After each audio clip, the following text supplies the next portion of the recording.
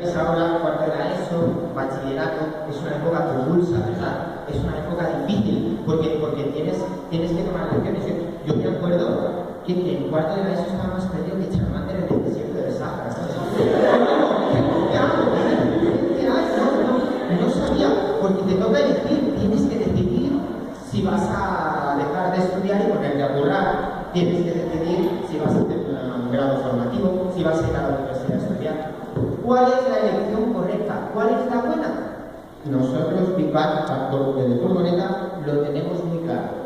Tenéis que hacer lo que realmente os motive, lo que os apetezca, lo que os guste de verdad. Yo me acuerdo que me pregunté a mí mismo, en cuarto de eso, me dije, Orilo, que es que me llamo así, Orilo, ¿a ti qué es lo que realmente te gusta? Y me di cuenta que lo que me motivaba era entender la liberación masiva de energía en cortos periodos de tiempo debido a la regeneración molecular.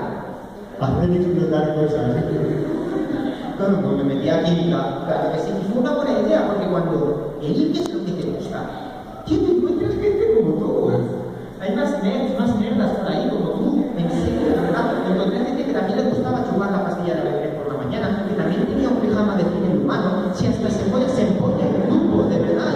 En la biblioteca hay un montón de amigos, pero lo que más me gustó de la universidad y de haber conocido gente y tal, es que te da la oportunidad de viajar.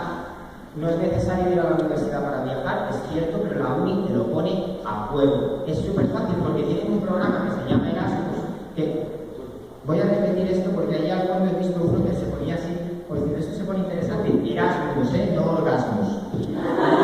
No nos fijamos, Erasmus, tú te vas al extranjero, no lo venís para allá.